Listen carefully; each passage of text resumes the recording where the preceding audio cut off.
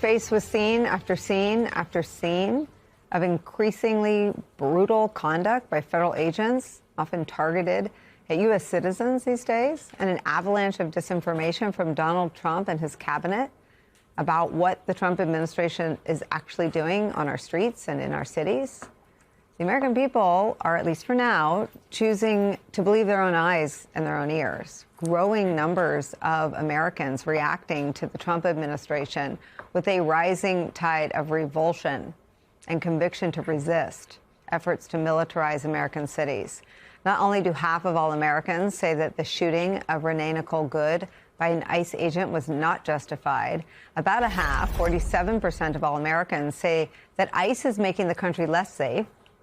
That contrasts to 34% of Americans who say it's making the country safer. That is a 30-point swing, a 30-point shift from a year ago, from the start of Donald Trump's second presidency. That same poll shows that more people now say that ICE should be abolished than say that we should keep ICE. That dramatic, seismic political swing is the result, it's the consequence of people seeing scenes like these out of Minneapolis. We'll take you through them. Yesterday, a woman who says she's disabled was violently yanked out of her car. Her window was smashed. Her seatbelt was cut to yank her out of the car. There she is, resisting. She said she was just driving down the street where a protest happened to be taking place and was just on her way to go to the doctor. She was trying to get to a doctor's appointment. This is from Sunday. An ICE agent is kneeling on the neck of a protester, a particularly shocking and disturbing and jarring image from any standpoint, much less Minneapolis, where George Floyd was murdered 5 years ago. In a statement, the Department of Homeland Security insisted that the minimum amount of force necessary was used, and then they said that this video represented a, quote, split second for the incident. Looks like a little longer than a split second to me. This one's from Target last week, where two men, Christian Miranda Romano and Jonathan Aguilar Garcia, were tackled and then detained at a store at which they worked. Both men are U.S. citizens. They were later released. This took place at a gas station on Sunday. Border Patrol agents, led by Commander Gregory Bovino, smashed a car window and took a driver into custody. That same day, ICE agents smashed the window of a car. They pulled two activists out of the car, and then they detained them. Here they are, yanking them out of the car, physically, throwing them onto the car. On Monday, ICE agents also rammed Christian Molina's car, then stopped him to check his immigration status. Here's what he told our colleague, reporter Alex Tabbitt. I was going down the road, coming to my mechanic to get my other car fixed. My wife was following me behind. So I was driving down the road and I saw this ICE car in the alley. And so I was driving by, I just looked at them. Once I looked at them, they like ran into me right away, like started following me for no reason, just because I looked. So I got a little scared at first. I was like, why is this car following me for? I didn't make no violation, any traffic violation. So I kept on going. Once I took another left, they speed up and they just ran into my car and hit me, like trying to stop me. You're an American citizen? I am, yes. Why do you think they stopped you? Because I look Latino. I'm brown and I got mustache. No one, not even city officials, are spared from the use of force and brutal tactics on the part of ICE agents. A federal agent was filmed shoving Elliot Payne, the president of the Minneapolis City Council. Here's what he said in an interview on our network. It feels like a military occupation. It feels like we're under assault by our federal government. We're seeing people walking around with assault rifles and full military gear, and then they will just dump people off without medical care after essentially torturing them. And this is the most un-American thing I can imagine. The backlash growing backlash from the public to scenes of brutality in Minneapolis. That's where we start today. Senior contributing editor, Minneapolis native Michele Norris is with us. She was on the ground all week covering the story and the response among its citizens in Minneapolis. With me at the table, Media Matters president Angela Carusone is here. And joining us at the table as well, host of Politics Nation, president of the National Action Network, the Reverend Al Sharpton. Michele, I start with you. Some of these incidents happened or were starting to happen while you were there. You covered a woman being profiled or seemingly profiled and taken from a bus stop. But all those other incidents obviously happening in full view of bystanders who are taking video of them seem to be escalating on the part of ICE. Where do residents of Minneapolis fear this is heading? They fear that we haven't seen the bottom of it. They fear that the escalation is going to continue because the numbers are increasing. They're sending more agents from ICE, from CPB into the city. And at a moment where you think that they might be trying to de-escalate this, after the killing of a woman, after all these incidents that are all over the evening news, on the front page of the newspapers, they're doing just the opposite. Nicole, the line between policing and warfare is getting uncomfortably fuzzy. And when riot gear functions more as a provocation than protection, we should all be, concerned about that. No matter where you live in Minneapolis, you're affected by this. Most of the pictures you showed were very near where I grew up. I recognize these streets, but if you live in the suburbs, if you live in the outer rung of the city, if you even live elsewhere in the state, the raids are happening all over the state. You're impacted in some way because people aren't showing up for work at hospitals, at schools, at restaurants. Your local dry cleaner may not be able to deliver your clothing because there's nobody working out back. They're arresting people and taking them out of cars and then just leaving the cars in the road. And so there are traffic jams. There was a case where they pulled someone out of a car and they didn't put the car in park. And so the car starts, rolling toward people walking on the sidewalk. And luckily they were able to get in that car and put it in park before it hit somebody. But Keith Ellison told me this weekend, Minnesota Attorney General Keith Ellison said it feels like the Trump administration has declared war on the state of Minnesota. From the pictures that you've shown, it looks like they have declared war on the state of Minnesota. And people throughout the state, whether they're Democrat or Republican, whether they're immigrant or not, are really concerned about this now and are worried that it's only the beginning because many of the ICE combat groups or the enforcement groups, I call them combat groups because they look like they're there for combat, but they're enforcement groups, now have 60-day reservations at the hotels. So that shows that this has got a very long tail. And if this is the way they're responding at the beginning, it's not clear where it's going. They do have until, I think, January 18th to respond to the lawsuit. And maybe that might be a way to narrow the parameters and the scope of these sweeps, but for now, they seem to be more aggressive, and there are more of them on the streets, and that is having a significant impact on the tenor of life throughout the state of Minnesota.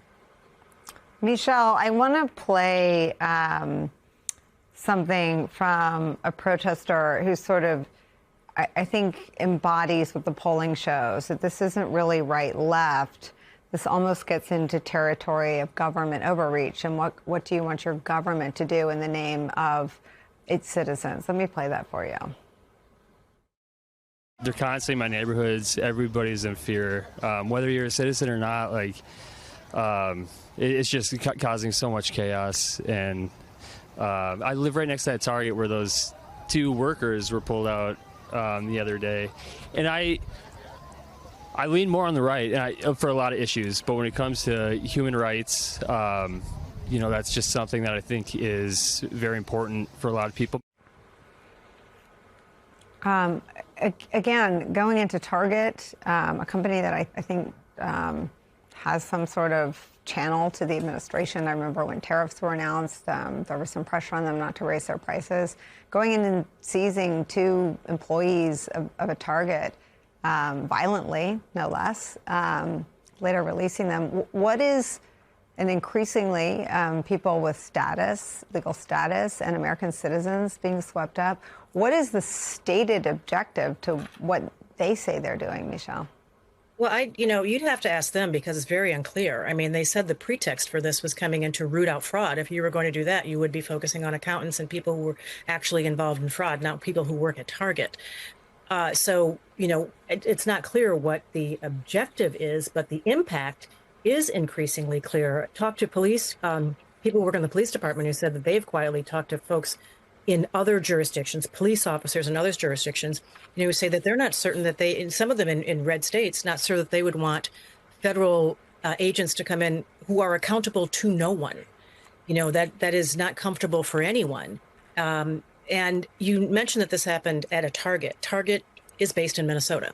It's, one of several very large companies that are based in Minnesota. There are 17 Fortune 500 companies based in Minnesota. If you widen the aperture out to Fortune 800 or Fortune 1000, that number increases by quite a bit. And there's a question about what is the business community going to say about this? That means having to stand up to Donald Trump, which is not comfortable for them. There's some risk assessment there. But this impacts everyday life in Minnesota, and it significantly impacts the economy. Imagine if you're trying to recruit someone to come to the state of Minnesota right now for a job. When I flew, I'm not in Minnesota anymore. I'm back in Washington, D.C. When I flew home, Nicole, I was on a plane with several parents who had taken their children to go see Minnesota schools. Could you imagine as a parent sending your child to a school in the state of Minnesota, a university of the state of Minnesota, a college in the state of Minnesota right now? So this has impacts all across the board. And as I've said to you before, I don't know what the stated objective, the formal objective is, but it's clear that in some ways they're using the state of Minnesota as a proving ground to try to get Americans used to the idea of militaristic and very aggressive law enforcement, which could drift into militaristic and very aggressive policing. Ironically, in a city that kicked off a very robust debate and eventually reforms around policing because of what happened to George Floyd. Just as House Democrats are raising concerns that ICE might be hiring pardoned January 6th rioters, our next guest went through the agency's recruitment process as an undercover journalist, and her experience suggests something that might be even scarier. ICE's recruitment push is so sloppy that the administration effectively has no idea who's joining the agency's ranks. Joining me now is that journalist and author of the Substack Firewalled Media, Laura Jadid. Laura, your plan was never to become an ICE agent, but just to apply for the job. What stood out to you when you went to the ICE Career Expo in Texas? Well, the expo was all I was intending to write about. And a few things just from that, it was very empty. There weren't a lot of people there. They seemed to expect a lot more people than showed up. The venue was far too big for the number of people there were. And the interview itself took about 6 minutes. I've been accused online a bit of lying by omission. And for that to have happened, they would have had to ask me more questions. They asked me questions like my name, my date of birth, how old I am. They took my resume, which was 100% accurate. And they said that I would hear back. I didn't expect to hear back because I have a very unique name. And the minute you type that name into any computer, it becomes immediately obvious that I'm not an ideal recruit. I'm a journalist. I am very clear online about how I feel about ICE, about how I feel about the Trump administration. So I didn't expect to hear back from them ever again. But you did hear back from them, right? And I wonder if there was. I wonder if there's anything beside that you witnessed that's, in addition to doing this 6-minute interview. I mean, I would think, again, they would look at criminal background. They would look at employment history. They would look at, do you have any history of drug use? I mean, I can think of a lot of things that almost any place you would go to in the federal government or in most private sector jobs would want to know. What did you see they were doing? Yeah, I mean, this is one of those the dog that didn't bark things. It's what they weren't doing. And those are the questions they weren't asking. They seemed uninterested in that sort of thing. It really was kind of just that we're going to get you in process. We're going to get your application. We're going to get this demographic data, your basic information. We're going to run it through, and then we'll process it as fast as we can. And they said they were prioritizing law enforcement first, so I might not hear back right away.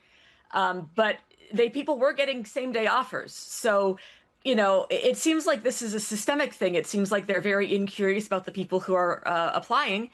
And the people who are applying seemed like a rather incurious bunch as well. I talked to an ICE agent. That was not part of the interview. That was optional for me later if I wanted to just get a feel for the job.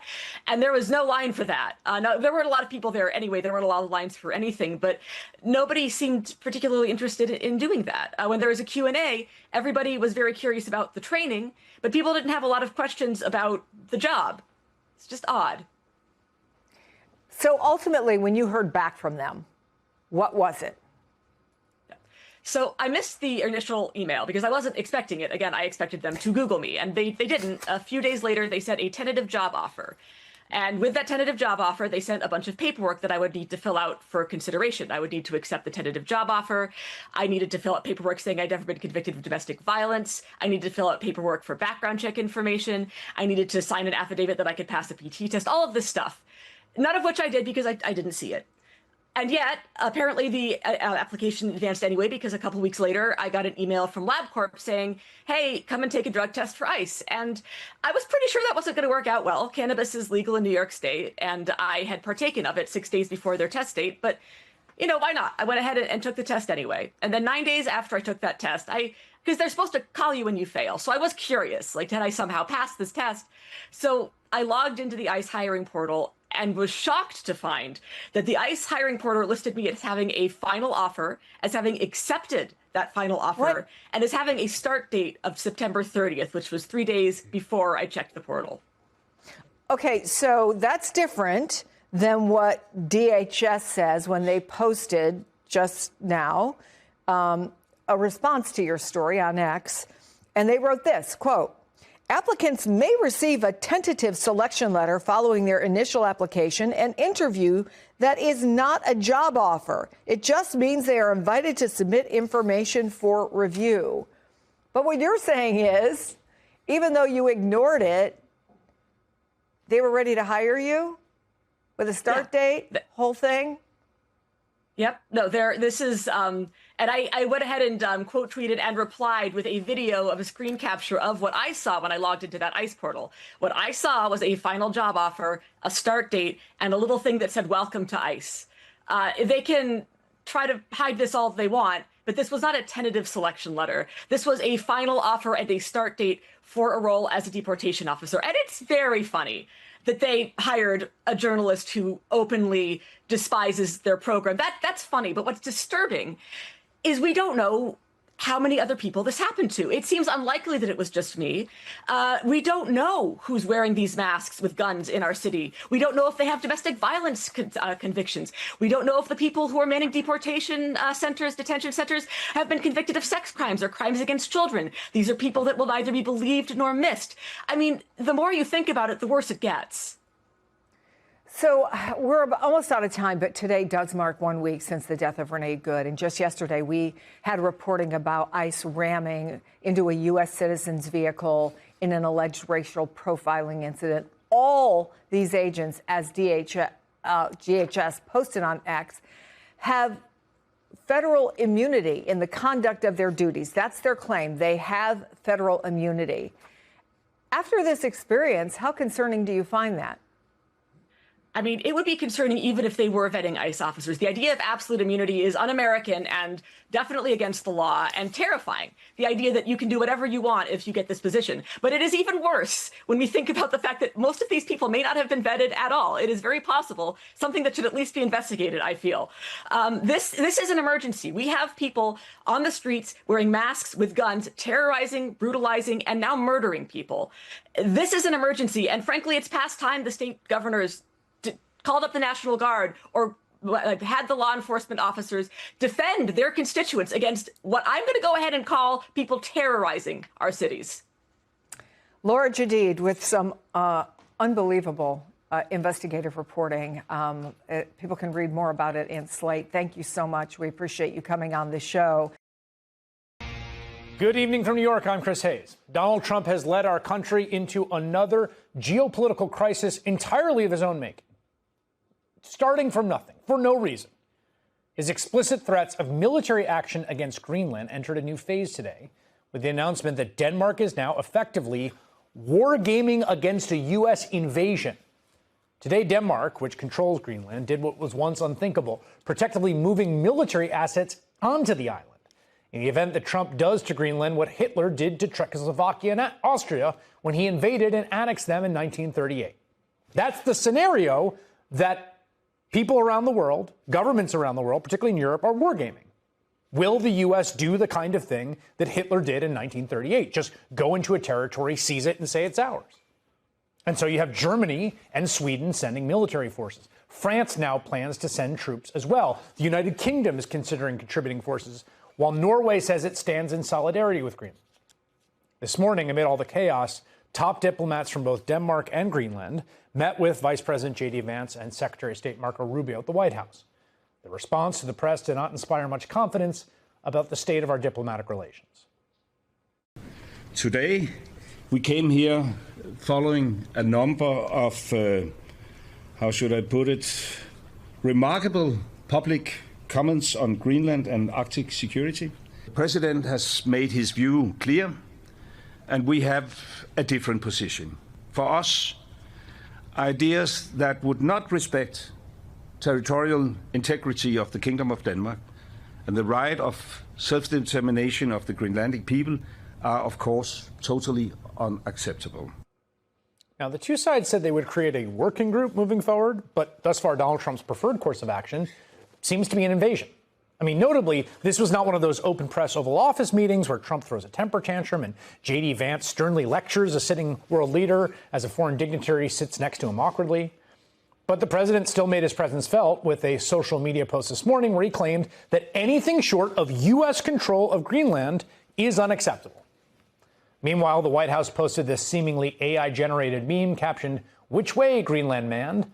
which is, by the way, a not-so-subtle reference to a notorious white supremacist book called Which Way, Western Man, which, among other things, defends Hitler.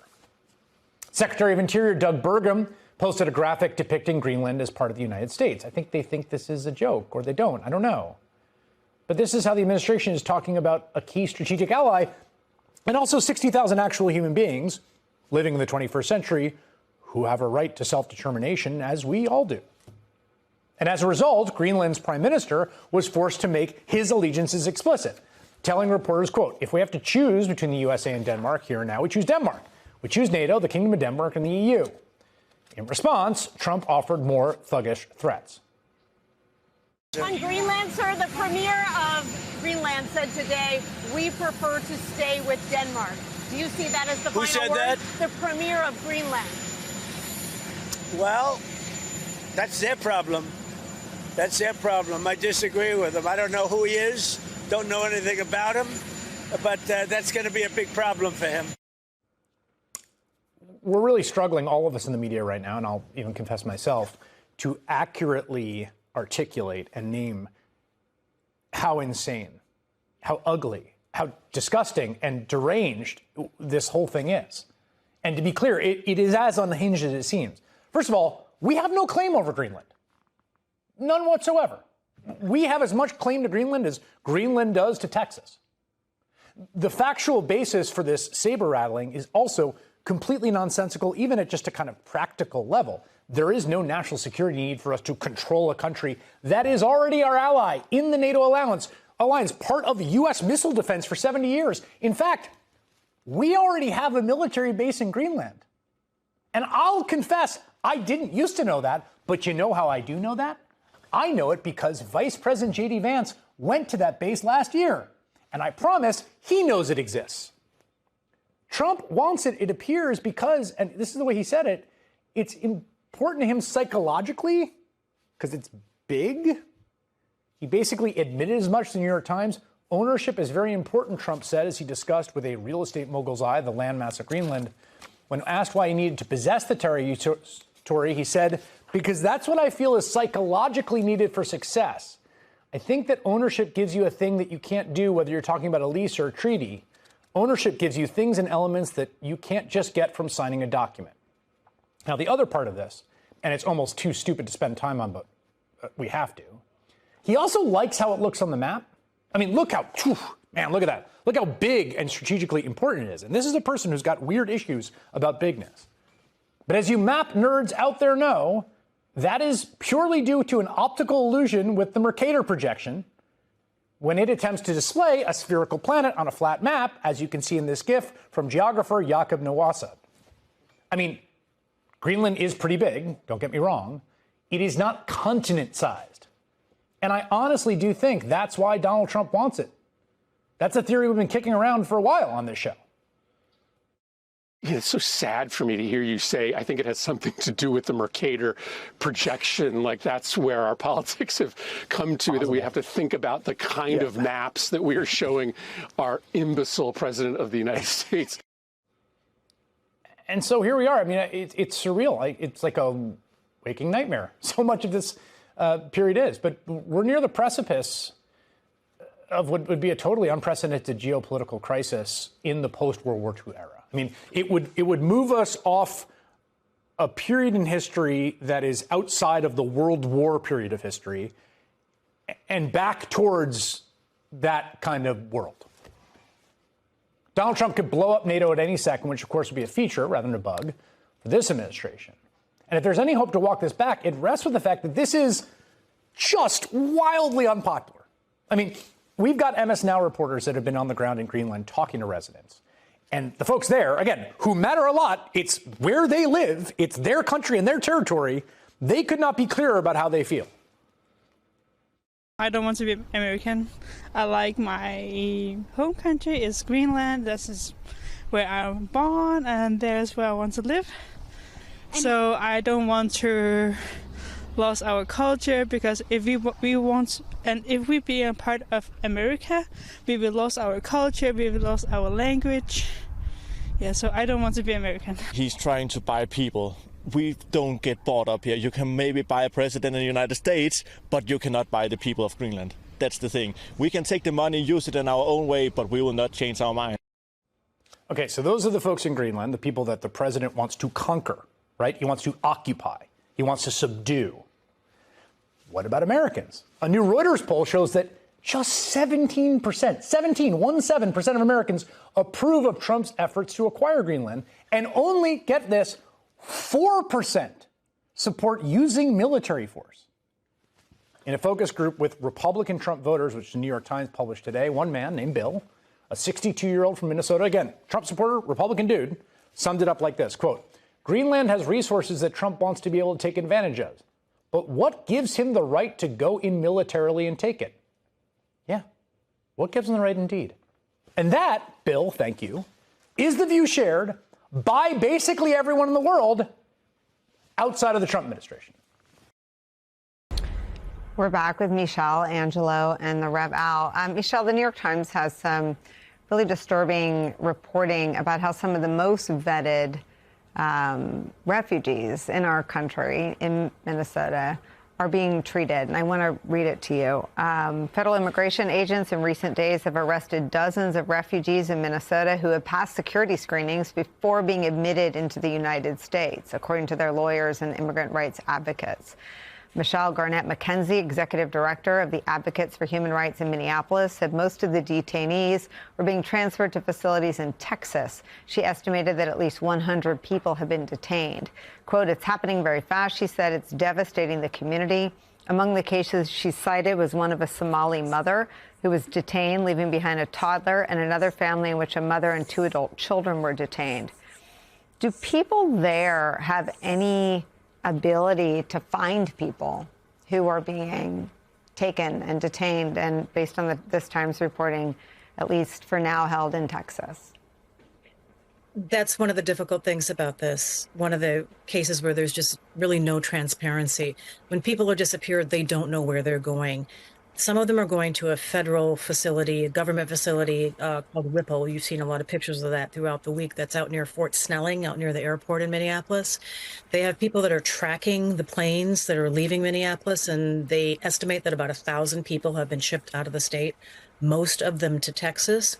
But it's very difficult for them to track them. And there are people who are deep in the system, apparently, who may have been sent out of state, who have papers or who are either citizens or in the process of getting citizenship or have temporary status while they're going through that process. And that's one of the interesting things about focusing this in Minneapolis or Minnesota, because if you wanted to really go to a state that has the largest number of undocumented immigrants, you'd probably go to Florida. You might go to California, maybe Louisiana. Because Minneapolis and St. Paul and the state of Minnesota has had such a robust resettlement program over years with the Hmong, with the Vietnamese, also with Russians and Ukrainians and people from Belarus and, of course, Somalia, many of them come through a process where they actually get citizenship or they have their papers. And so there are a lot of people that they're scooping up, it seems indiscriminately, even though they have citizenship. They seem to be taking people and then asking questions later. And in the process of asking those questions, they're deep, deep in the system. I just want to say one thing about what we were talking about in the earlier segment, though, about the shift in the polling, that 30% shift. That means that there are people who probably voted for Donald Trump, probably were concerned about excess immigration in this country, have changed their attitudes on this. And in talking to people who are fairly conservative in the state of Minnesota, one of the things that they have said is, what about states' rights? You know, what about the idea that the state can determine its own destiny? When the federal government starts coming in like this and telling a state what to do, they're very uncomfortable with that. And so Donald Trump is probably going to see some of his, Republican support peel away, in part because of the humanitarian nature of this and the horrors and what we're seeing on those videos, but also because this run counters to a bedrock conservative value, which is based on states' rights. The hypocrisy knows no bounds. And you were talking about the manosphere. Joe Rogan is the one who compares that conduct to the Gestapo, asking for people's papers. I'm not ready to call him someone who is sort of marching in lockstep with the protesters, because it is the most both sides BS that I've heard come out of his mouth. And the notion that people are sort of selectively playing the part that is rooted in reality and ignoring the part that seems to be creating a permission structure for the excesses is ridiculous. So I'm going to play both parts. Here it is. I see both perspectives. I see the perspective of the people that say, hey, there was an illegal program moving people in here to get votes, moving people in here to get congressional seats, and we've got to change that. We've got to take those people that got in and send them back to where they came from or do something, because if we don't, they're going to keep doing it if they get in office again in 2028, and it's going to accelerate. And you're going to have to take away some of the damage that's been done to a true democratic system, because you've kind of hijacked it, and they kind of have. And then I can also see the point of view of the people that say, yeah, but you don't want militarized people in the streets just roaming around, snatching people up, many of which turn out to actually be U.S. citizens that just don't have their papers on them. Are we really going to be the Gestapo? Where's your papers? Is that what we've come to? So it's more complicated than I think people want to admit. He's smart. He's not the smartest guy that I've played on this show, but he's smarter than that. And I would bet my last donut that he knows the first thing he said is BS. Hey, there was an illegal program moving people in here to get votes. There's no evidence that happened. Bill Barr called it bullshit. That's right. I mean, he's parroting, and that is a thing that he's been pushing for a while. And every time Musk goes on his show, that's what they talk about. What he's sort of giving a nod to there is great replacement theory, that somehow Democrats and others are importing all these immigrants so that they can sort of control the country forever and replace white people. I mean, he's really sort of tapping into that idea. He validates that conspiracy theory completely. And I think a big piece of it, and like I said, I don't want to herald Joe Rogan too much, but he's noted, he's a bit of a weather vane. He sort of shows where the wind's blowing. Audience capture is real.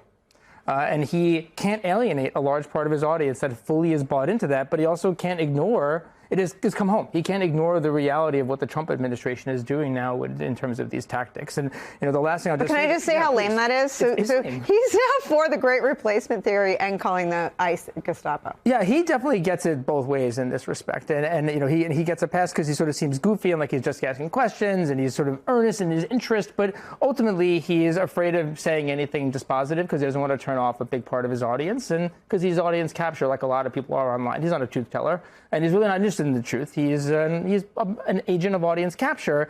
But there's this tension, right? Because on the one hand, everything that Trump is doing and saying, like in Iran, we have to talk about the protesters. I mean, he's literally talking about protecting protesters in Iran while his own administration here is attacking protesters. And this is what people like Joe Rogan and others in that space are trying to grapple with, is how do you tell Trump's story when it itself is such an internal contradiction? And the best that I can look at is that this has gotten so extreme, as Michelle noted with the polling, that the people are being confronted with the reality of it. And he has to respond to a part of his audience that now is seeing things that maybe they didn't see a few months ago. The FBI has now executed a new search warrant at a Washington Post journalist's home in Virginia.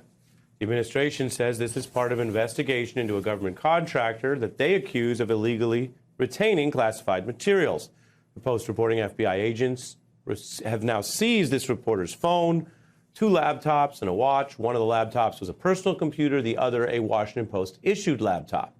Investigators tell the Post reporter that she's not the focus of this probe, that the target is a government contractor, and according to the criminal complaint, is alleged to have had secret documents in a lunchbox and his own basement, which could be a violation of the rules. Attorney General Bondi alleges the Post reporter also published illegally leaked information. Of course, that is, when you cover the government, what happens all the time. It is also worth noting the complaint, which may be partial, may only be the start of the story, but the complaint itself does not accuse that contractor of leaking classified information. Now, this is obviously drawing intense scrutiny because while the government does have wide latitude in legitimate national security cases, and there have been times in the past where we've seen, as a last resort, reporters basically dealt with and investigated, or their materials investigated in security litigation, this comes amid a time where the Trump DOJ under Bondi has very little credibility, and the president has mused about going after all kinds of opponents and has done so. And he and his allies have viewed many in the press, as you know, as their sort of political opponents. Andrew Weissman, of course, is a prosecutor. He was on the Mueller probe, and also remind people, as FBI general counsel, he would literally look at and enforce the rules for the people doing the enforcement of the law for the rest of us. Welcome, Andrew. I wanted to stay first big picture. Anyone who's followed any story or any case knows it takes time to get all the facts.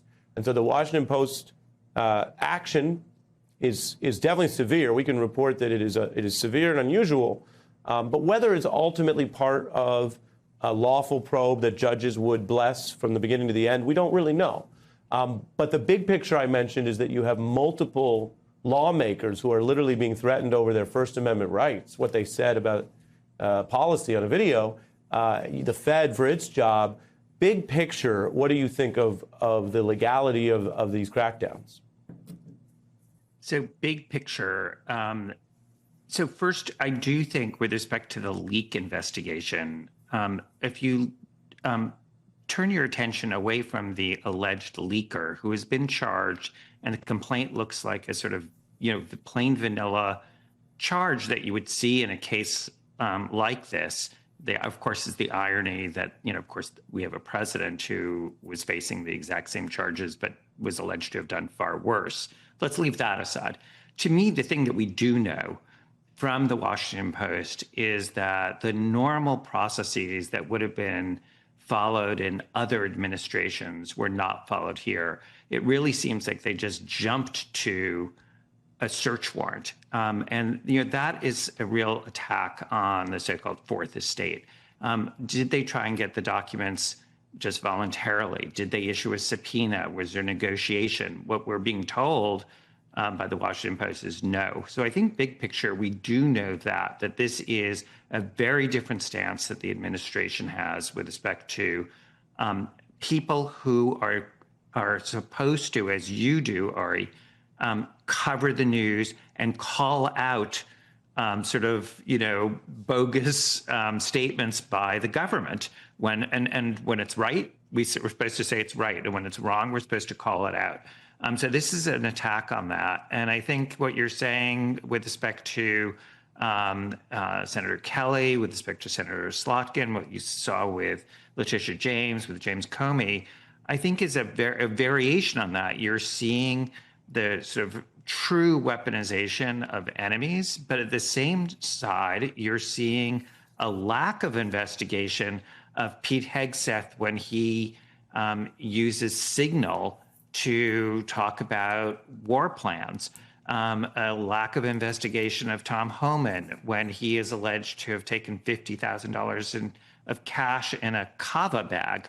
A lack of investigation of the ICE agent who we know shot and killed an unarmed woman in Minnesota. But we are seeing, by the way, an investigation that's now been reported of her background and that of her widow. So you really are seeing the sort of true weaponization of the department by this administration. Yeah, and the president reportedly just is unhappy that while the actions matter and the harassment matters, the cases so far have been thin enough that a year in, I would remind everyone, no one on that chart we showed has been convicted of anything. And Journal reports, Trump says they're not moving fast enough at DOJ to prosecute his targets, which that reporting would suggest a confession. At what point, other than getting these cases dismissed, Kelly seems to be going more on offense. At what point would there be more of a reckoning for people at the DOJ who knowingly abuse those powers without meeting the required legal standard for these cases? Well, one of the things I would note is that the administration seems to be taking a step to avoid the Department of Justice altogether. They announced just a few days ago that they're going to have an alleged fraud prosecutor, but that assistant attorney general is not going to be within the Department of Justice. They're going to be housed and reporting directly to the White House and not reporting to Pam Bondi and Todd Blanche. That is, complete eradication of a separation between the White House and the Department of Justice. And what can happen to people at the Department of Justice, at the leadership, if they're engaged in wrongdoing, sort of intentionally or in bad faith? The answer is right now, not a whole lot, although down the road, if it can be shown, there are consequences from losing their bar ticket or having bar complaints and sanctioning to things that are more serious. But the more serious is unlikely to happen because you do have to show intentionality if they were intentionally to commit a crime. And also at the federal level, the president can pardon people on his way out the door, assuming he leaves and goes out that door. Washington Post reports on what we were discussing with the search of this Washington Post reporter's journalist home, that any search targeting journalists warrants intense scrutiny because these kinds of searches, according to First Amendment expert Jamil Jaffer, can deter and impede reporting. And when you look at what Bondi rescinded that I mentioned in April, this was what was telegraphed. Bondi basically canceled what had been a Biden policy preventing officials from searching reporters' records when trying to ID government personnel. Bondi said in a memo that the media shouldn't get those protections. And what you described was an interest in a show of force, that rather than saying, well, we want to get this material, so there's ways we can get it and subpoena it, and that's our priority. Here, there seems to be a willingness or even an interest in starting with what was the last resort. Show up at the home, make it a big deal. Some of these cases we're learning about because the targets like Powell and lawmakers are sharing the information. With your experience of the judiciary, at what point do judges who are not supposed to read the temperature, that's what they tell us, can't look at one of these cases in isolation and be, totally blind like Lady Justice, when you got 15, 20 people being harassed by the government and they all have one thing in common, and it's not what their skin color and it's not their party, it's just whether they have independently exercised their rights in a way Trump doesn't like. So there's good news, although I'm just going to briefly at the end just talk about when it comes to a search of a journalist, the limited authority that a court has. But what you're talking about is something that we've seen the courts push back. There were pending motions by Letitia James and James Comey for vindictive and selective prosecutions. Those never needed to be decided because the cases were dismissed on other grounds. But if those cases were to come back, those motions will be made again. But we have seen places where the court has reached that issue. Mr. Abrego Garcia, the individual who was illegally extracted from this country and sent to El Salvador, where he sort of rotted in a prison there, his judge in the criminal case has said that he is entitled to discovery on his claim for selective and vindictive prosecution. There's going to be a hearing on that at the end of January.